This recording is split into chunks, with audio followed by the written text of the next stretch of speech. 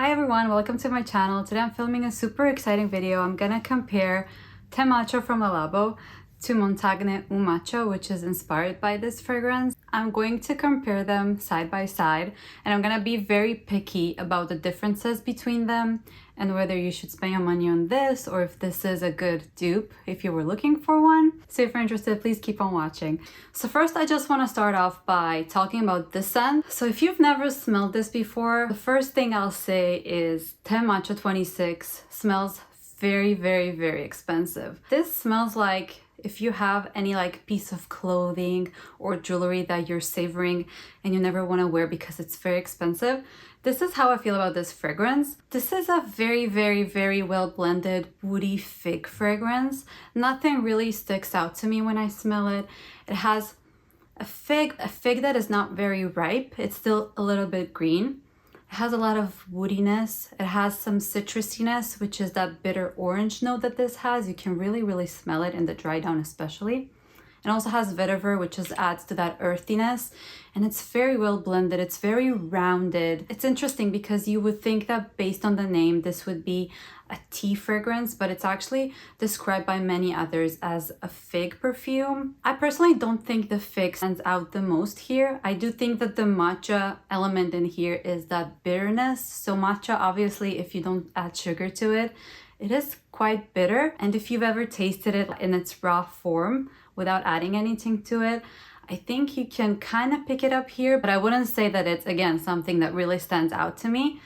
If you told me that this also had musk, I would definitely believe you. This also smells very musky. So overall, it smells like a very put together, luxurious kind of vibe. Again, very, very expensive. It's woody, but it's also earthy and a little bit bitter, which is very, very, very interesting combination. It starts off more green than it will in the dry down. When you first spray it, you get very earthy and green elements. Then as it settles down, it kind of gets rounder and a little citrusy more too. In terms of performance, this performs very, very nice. This lasts on your clothes like no other. However, I do think that it doesn't project as much. I would actually go ahead and say that this is leaning into that skin scent family. So it is very, very soft on your skin and blends kind of with your chemistry and gives off very nice natural smell. I think people would only really smell you properly if they get close to you or give you a hug. So if you are more into super beast mode fragrances, I guess you can overspray it. But I think the intention here is that it is a soft kind of skin scent vibe, very woody and interesting and expensive smelling. So now let's talk about Montagne Eau Matcha. Okay, first of all, right off the bat, I would say it's 99% similar. So everything I'm about to say now is gonna be very nitpicky.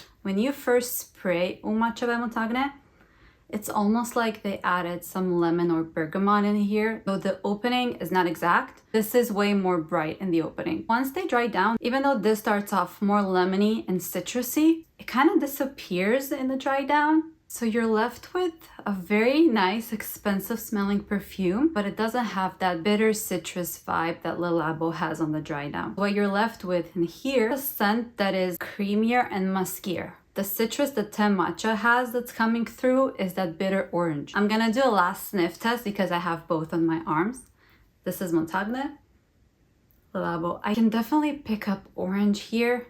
And here it seems like maybe just used a different type of citrus. So if this is bitter orange, I guess essential oil or something like that. I think for Montagne, they used something that is a little more bright and then it also kind of goes away. So what you end up with is something a lot less citrusy than this, but it's very minor. Another major difference between the two is that I find this one to be a lot stronger and a lot more projecting. I did mention that this I would classify as a skin scent. This one, I would never say it's a skin scent. This is beast mode. 2 sprays of this one, you're filling the entire room. People can smell you for the full 8 hours. So this is just a personal preference. If you like your fragrances to be strong and more projecting, I would say go for this because you're also saving money and you're also getting more projection. Again, 2 major differences is the opening. Here it's brighter, it's more lemony on the opening. On the dry down, this one has more citrus. but it's a little bitter because the citrus is not as lemony as this one. It's that bitter orange. So that's one thing. Second thing, this one is soft. It's still very strong, but it's more of a skin scent. There's no major projection going on. This one is beast mode. For some reason, I don't know why, but this one fills the entire room and the projection and the sillage is out of this world. So these are the main two differences, but again, they are 99% the same. So if it's just a matter of cost, definitely go for this one. And if you don't like strong perfumes, just spray a little bit less. Otherwise, if you were looking into buying Le Labo's Montagne Eau Matcha 26, I highly, highly, highly recommend it. I would not hesitate picking this up. I'm also gonna put the cost breakdown on the screen. This is a 50 ml. I don't think they sell larger bottles, whereas in Le Labo you can get 50 and also 100 ml. This is 100 ml. I'll still show you the math, and this is still obviously a lot cheaper than Le Labo. Thank you for watching. I hope this helped you if you were looking into it. And if you have tried both, please let me know in the comments if you agree with me. And I'll see you next time. Bye.